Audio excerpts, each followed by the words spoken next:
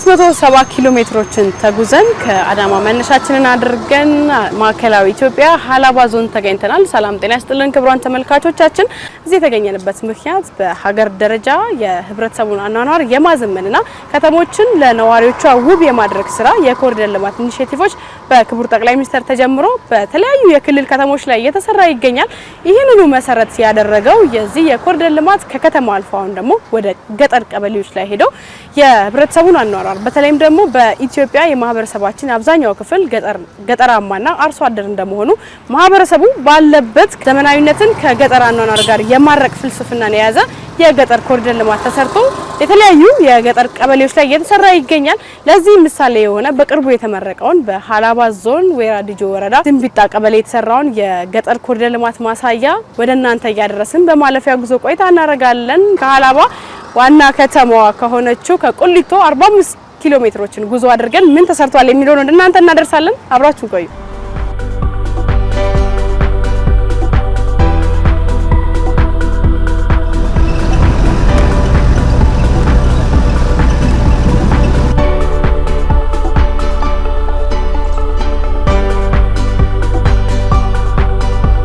ወይቶች እንደምን አላችሁ?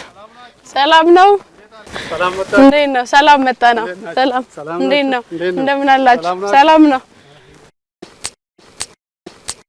ማዘር አመሰግናለሁ። ከእሱ ጋር ደግሞ ሄዴ ድብረን አካባቢውን አይተን እንመለሳለን። እሺ ሰላም ይሁን። እሺ እስቲ እንተዋወቅ። ስሜ ገረሙ መሐመድ ይባላል። ስለ ሲምቢጣ ቀበሌ እናውራ። ምን አይነት አካባቢ ነው? ምን አይነት መልክዓ ምድር አለው? አየር ንብረቱስ ምን ይመስላል? አኗኗሩስ ምን ይመስላል? ድሮ ቆየችው ታሪክ ተፈናቃይና ወይም ከሰፈር ሌላ ሰፈር ወይም ከአገር ሌላ ስደት መሄድ አገር ነበር።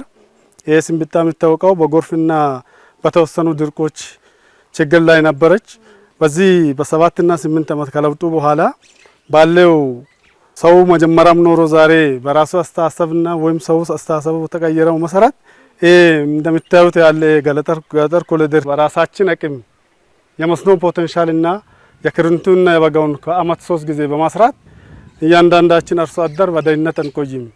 ደህንነት ይዘን መቀመጥ ለራሳችን በሽታ ነው፣ ለአገርም ደግሞ በሽታ ሆነን መቀመጥ አይቻልም በማለት እኛ ባለው አርሶ አደሮችን በምክር ያለውን ባለው ደረጃ የሌለውን በመሃል እያሳተፍ በራሳችን አቅምና በወረዳና በዞን በክልል አቅም ሁሉን ጨመቅ አድርገን በአንድ እጅ በማያዝ ይህን ስራ ለማስራት በቅተን መኪና የምናየው እርዳታ ሲጪን መኪና የምናየው የጉብኝት መኪናው ለእርዳታ ወይም እንዴት አደራችሁ ዱንካን እዚህ አምጥቶ ለመተከል ወይም ጀልባ ይዞ ያ ሲምቢጣውን ቀበሌ ሰው የሚያወጣው ዛሬ ግን በዚህ 3 አመት ውስጥ ሁሉም ሰው በማሰብ ወርቅ ሆኖ በዚህ በትንሽ ቦታ በ7 እና 10 ሜትር ውስጥ ላይ ውሃ ይወጣል። በዚህ መሬት በአመት 3 ጊዜ በመስራት በ4 ጊዜ በመስራት ለኛም አልፎ እስከ ዞን ክልል ከዚህ እስከ ሀረር ውጭ ጭምር ይነላል።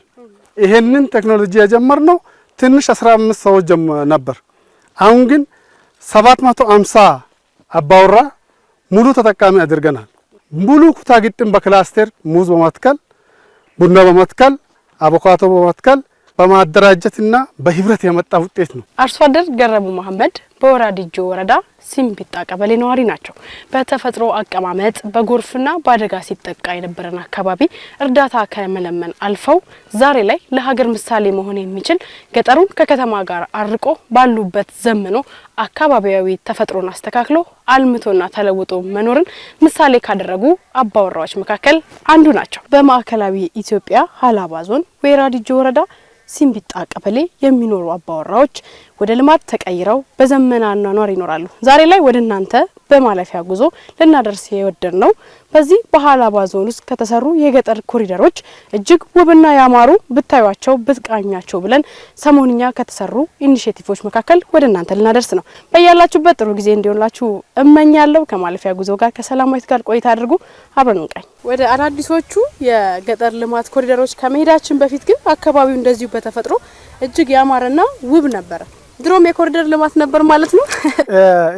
ድሮ አጋጣሚ ሆኖ እኛ በራሳችን ሰዓት አንድ ሰው ከአንድ ሰው ተጠግቶ መኖር ለራሳችን ረብሻው ነው በማለት በእኛና በአንድ አካባቢ መሀል ላይ በቂ መንገድና በቂ ፊት ለፊት እንደኖራቸው ልጆች ኳስ ሜዳ ሊጫወቱ ከብቶቻችን ከየቤታቸው ወጥቶ እንዳይሻሙ በየመንገዳቸው ሊሄዱ ሁላችንም ማደር አለብን። የመሬት ማነስ የሌለንም በየራሳችን ላይ ተጠምረን መኖር ራሱ ለሁሉም ጥሩ አይደለም በማለት በራሳችን አቅጣጫ ያወጣነው ነው ይሄ።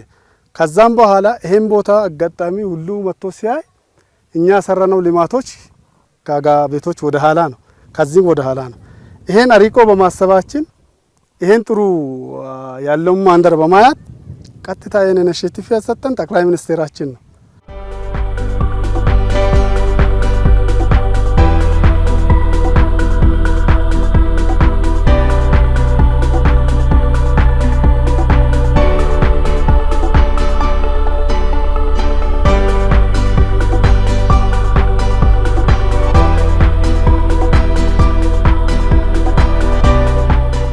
ይሄን መሰላ አረንጓዴ አትክልት ወይም ጥቅል ጎመን ወይም ያሉት የጎመን ዝርያዎች ለሰው ልጅ የሚያስፈልጉን ነገር ሁሉ እስከ መንገድ ዳር ጫፍ ድረስ በትንሹ መሬት ብዙ ምርት በማግኘት በትንሽ ቦታ ለሁሉም ለራስ አልፎ ለሰውም ጭምር እንደሚበቃ የተደረገው ይሄ ሁሉ ይሄ ብቻ ሳይሆን በውስጥ ላይ ያለ ሁሉ በአዲሱ ኢኒሼቲቭና በአዲሱ አቅጣጫ ይሄን መሬት ይሄን ቦታ እየኖራም ይሄንን ሁሉ ነገር የደረስነው ቀጥተኛና ቀጥታ ማንኛውም ሰው ተቀምጦ እንደማይለወጥ ተምረን ብዙ ማሳ ብዙ ሄክታሮች ቁጥር በመቆጠር ምንም ውጤት አልነበረም።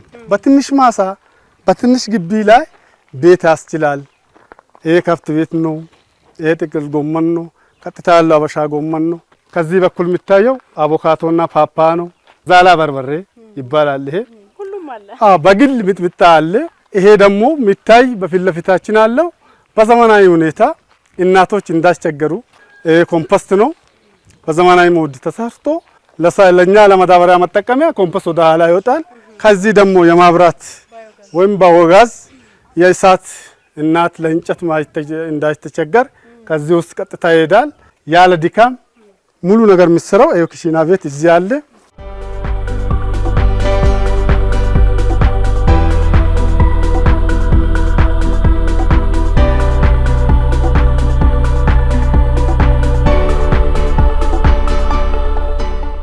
እንደምታዩ ከዚህ ቦታ እዚህ ድስት ይቀመጣል፣ እዚህ ላይ ምጣድ ይቀመጣል። ይሄ ደግሞ ማክተፊያ ቦታ ነው። ለየትኛውም ነገር ተቀምጣ ወይም መሬት ሆና የምትሰቃየውን እናት ጥሩ ነገር እቃውን ደግሞ የምትፈልገውን እቃ እዚህ ውስጥ በየደረጃው ማትሪያል ሙሉን አስገቡልን ጠቅላይ ሚኒስትራችን። በእኛ ለእኛምና ለእናቶቻችን የቀረ ነገር ምንም ነገር የለም።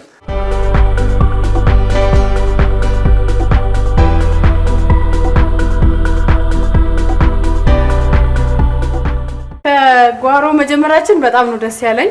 የእናቶቻችንን ድካም ቀደም ሲል እንዳነሳው በርካታ ዘመን የነበሩ ድካሞችን እንድናይ በተለይ የኩሽና አካባቢ ያየሁት ነገር የዘመነ ምቹ እናቶችን ማገዝ የሚችል ትክክለኛ ዘመናዊነት ያየንበት ነውና ሌሎቹን ከውጭ ያሉትን አይተናል። ደግሞ ሌላኛውን ደግሞ ብናይስ በጣም ጥሩ እና ሁሉንም ገፈናለን።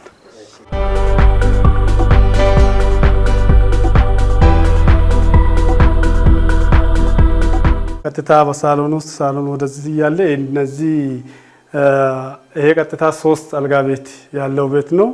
በሶስቱ አልጋ ቀጥተኛ ይሄ የኔና የባለቤቴ አልጋ ክፍል ነው። ይሄ የራሳችን አልጋ ነው። ቀጥታ እኛና ልጆቻችን ተለይቶ በመኖሩ ጥሩ ትምህርት ይወስዳል። ይሄ ቀጥታ የላባሴራ ቢጥራ ይባላል። እዚህ ውስጥ አለ ያለ አባት እናት የምታዘጋጅ ነው። እነዚህ የሀላባ ባላይ ቢጥራ ይባላል። ይሄ ለአባት እናት ታቀርባለች። ለአባት ክብር እናት የምትሰጠውን ልጅ ይማራል ዳር ሆኖ ሲያድ። አሁን ከዚህ ቀጥታ የምናመራው ይሄ የሚታይ አልጋ ይሄ ቀጥታ የልጆቻችን ነው። ብቻቸው እዚህ ውስጥ ማንም ረብሻ የሌለ ማንም ጫጫታ የሌለበት ክፍል ያጠናሉ። ከዛ በኋላ እዚች ቦታ በአልጋ ያርፋሉ።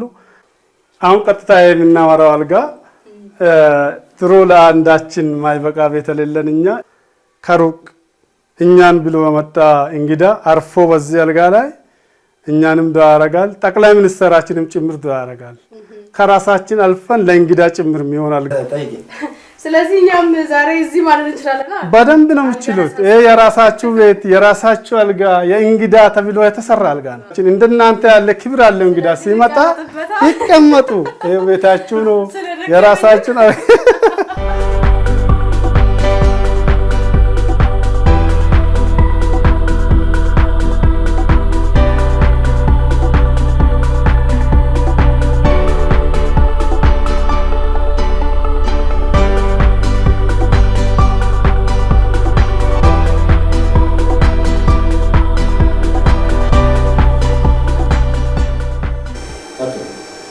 ነገር አይተናል። መማሪያ መሆን የሚችል ነውና ግን እስቲ አኗኗሩን ዘመናዊነቱን እንዴት ተቀበላችሁት? ከገጠሩ አኗኗር ወደዚህኛው ለመሄድ ምን ያህል ሀሳብ ወሰዳችሁበት? እንዴት ተቀበላችሁት? ገጠር ላይ ያለው አርሶ አደር ወይም አንድም ማታ በአንድ ጥሩ አልጋ ወፍ ብሎ ሳይኖር ወደ አኬራ ወይም ወደ ሞት ነው እየሄደ ነበረው። ከሁሉም በላይ አንድ አርሶ አደር ለአንድ ማታ ጥሩ ቤት ማትና ጥሩ አልጋ ማተኛ ከዚህ በፊት የሌለው ልምድ ነው። ይሄ ማለት ከደስታ ደስታ ለሁላችንም ይሰማናል። ማስራት ሲችል ሀሳብ አልነበረም። ይሄን ጥሩ ቴሌቪዥን አለበት፣ እዚህ ማብራት አለበት። መጀመሪያ በእንጨት የምንጠልጠል የምንኖረው ወንበር ሶፍታ ወንበር እዚህ አረብ መጅሊሱ እዚህ ከዚህ ላይ ቴሌቪዥን እያየን ድክምክም ብለን ነው ወደ መኝታችን ቦታ ቀጥታ የምናመራው ማለት ነው። ይሄ ከገጠር ደረጃ ሳይሆን ከተማ የነበረው ሰው በሙሉ ይሄን አላገኘው። ፍላጎቱ የከተማ ስሜት ብቻ ነው እንጂ እዛው ላይ ሄጄ ምን ሰራለሁ ምን አለ ብሎ አለማሰብ ነው። ቀጥታ ድሮ የሚያስቸግረው መንገድ ነበር። መንገድ አለን፣ ትራንስፖርት ችግር የለንም። ይሄ ሁሉ ከተማን ገጠርን ከተማ ማድረግ ተችሏል። እኛ ከተማ የምንሄደው ሁሉ ቤታችን ውስጥ አለ። ወተት እዚህ ይጠጣሉ ልጆች፣ እንቁላል እዚህ ያገኛሉ፣ ማር እዚህ ያገኛሉ፣ ስጋ እዚህ ያገኛሉ። ከተማ መሄድ ለምን አስፈለገ? በዛች ሰዓት የሚሄደውን ሰዓት ለራሱ ትምህርት፣ አባት ለራሱ ስራ፣ እናት ለራሷ ስራ ያኛውን 7 ወይም 9 10 ኪሎ የምትጓዘውን ወይም 40 ኪሎ የምትጓዘውን ሰዓት በአንድ ሰዓት አዳፍታ የራሷን ስራ ትሰራለች። ይሄ ማለት አንድ ለውጥ ነው ለኛ። ሞዴል ሲባል ከአንድ ገበሬ ምንድን ነው የሚጠበቀው? ሞዴል ነው በዛ የስኬት ጎዳና ላይ ለመሄድ ዛሬ እናንተ የደረሳችሁበት ደርሶ ደግሞ ይህንን ዓለም እንዲያይ ደግሞ ቀሪው ሌላ አካባቢ ያለ አርሶ አደር ከተማነትን ለሚናፍቅ ማህበረሰብ ምንድን ነው መደረግ ያለበት? እዚህ ማንኛውም ሰው ከሰራ መቀየር ይቻላል። እርዳታ ሴፍትኔት እየጠየቅን ነበርን ሰው ዛሬ በ8 ዓመት ገደማ ላይ ግን ከዚህ ሀገር አቀፍ አትክልቶችን የዛሬ 4 ዓመት ጀምረን እስከ ዛሬ ድረስ ከዚህ ሀረር፣ ጅማ፣ አዲስ አበባ፣ ወላይታ፣ አርባ ምንጭ እኛ ያልጠነበት ማንም የለም። የዛሬ 3 ዓመት ግን ችግኝ ለማግዛት አርባ ምንጭ ሄጃለሁ። ግን ሰው አስተሳሰብ ካለው ሀሳብ ካለው ሰው የሚለውን ቆም ብሎ የሚያዳምጥ ሰው ከሆነ ይቀየራል። ስንብጣ ብዙ ትርጉም አላት። ስንብጣ ስትመረጥ እንደ ዞንም ካሉ ቀበሌዎች እጅግ በጣም እቺ ቀበሌ የምትታወቀው ከዚህ በፊት ብዙ ተፈናቃይ ያለባት በብዙ ችግር እርዳታ በነገራችን ላይ ለዞን ሲነሳ ቅድሚያ ለስንብጣ ነበር የሚነሳው። ይሄ ትልቅ ኢዳ ነበረባት ቀበሌ ናት። ትላንት ኢዳ ነበረችዋ። ኢዳን ወደ ምንዳ እንዴት እንቀይራለን ብለው በሐሳብ የመጣውን ሐሳብ ተግባራዊ አድርጎ በሰሩበት ልክ ውጤት መጣ። ይሄ ውጤት ራሱ ነው ጎልቶ ወጥቶ ይሄን ልማት ሊያመጣ የቻለው የሚለው ነገር አለ።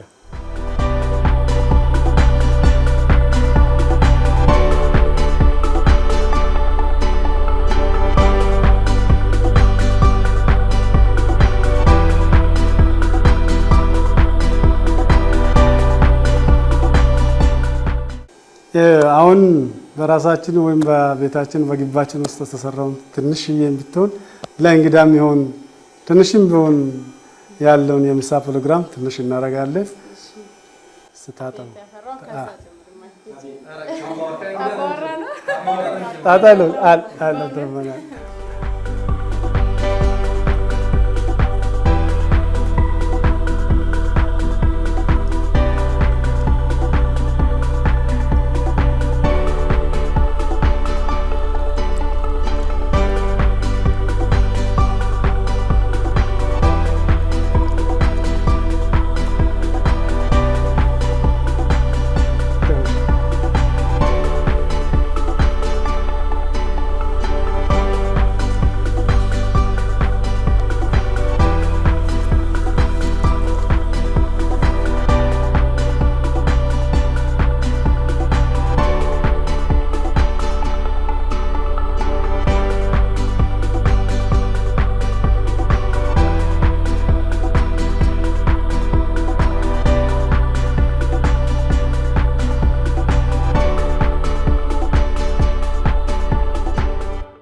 በጣም ነው የሚጣፍጠው።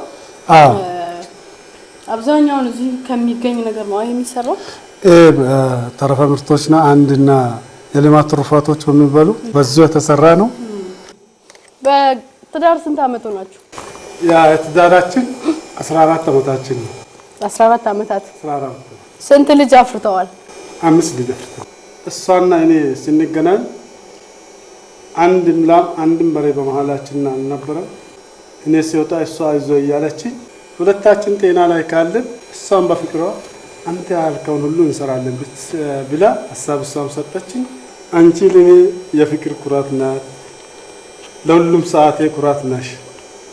እኔ ባለው አንተ ትቀየራለሽ ያልሽኝ ነገር ደርሻለሁ በማለት አንድ ቀን አርፋ ቤት ሳትል እኔ ጋር ሲገባ መጥረቢያ ይዛ እሷም እየገባች እኔ ቀድሜ ቤት ሲመጣ ቀድመኝ ትመጣና ያለው ነገር እያዘጋጅ እንጂ እስካሁን 5ቱንም ልጆች በጥሩ ሁኔታ አሳድጋለች። እኔንም ለዚህ ደረጃ አብቅታለች። ስለዚህ ታታለው ያፈቅራታለሁ። ከዚህም በላይ ደግሞ እሷ በጤና ትኑርልኝ፣ እኔም ልኑራት። ከዚህም በላይ ፈጣሪ ያቆየን። ከዚህም በላይ ዓለም ትደርሳለች፣ እኔም ደርሳለሁ። አሜን። ከብዙ ጠንካራ ወንዶች ጀርባ ጠንካራ ሴቶች አሉ የሚባለው ለዚህ ነው። ወንድ ልጅ ብቻውን አይወጣም። ከተሳካለት እንኳን ከጀርባው ብርቱ ሴት አለች ማለት ነው። ጎበዝ ነሽ፣ በርቺ። ለዚህ ቤት ዛሬ ለደረሳችሁበት መሰረት ናችሁ። የተወደዳችሁ ተመልካቾቻችን ወይራ ዲጆ ወረዳ ሲምቢጣ ቀበሌ ለበርካታ የገጠር ቀበሌዎች ምሳሌ መሆን የሚችል ልማትን መስራትን ከአእምሮ እንደሆነ ማሳያ የሆነና እንዳያችሁት ከማሳው ከጓሮ ጀምሮ በተለይም ደግሞ የዘመነ የእናቶችን ድካም የሚያቀል በርካታ የዘመናዊ አኗኗርን በገጠር ነበር ያየነው። ጥሩ ጨዋታ አሳልፈን የጥንካሬ ሚስጥራቸውን የሚያየንበት ነውና ትማሩበታላችሁ፣ ቁም ነገርም ትቀስሙበታላችሁ ካለው ከማለፊያ ጉዞ እንግዲህ ይህንን ወደ እናንተ ያደርሰናል። ሌሎች ማለፊያ መሰናዶዎች ይቀጥላሉ። መልካም ጊዜ ይሁንላችሁ።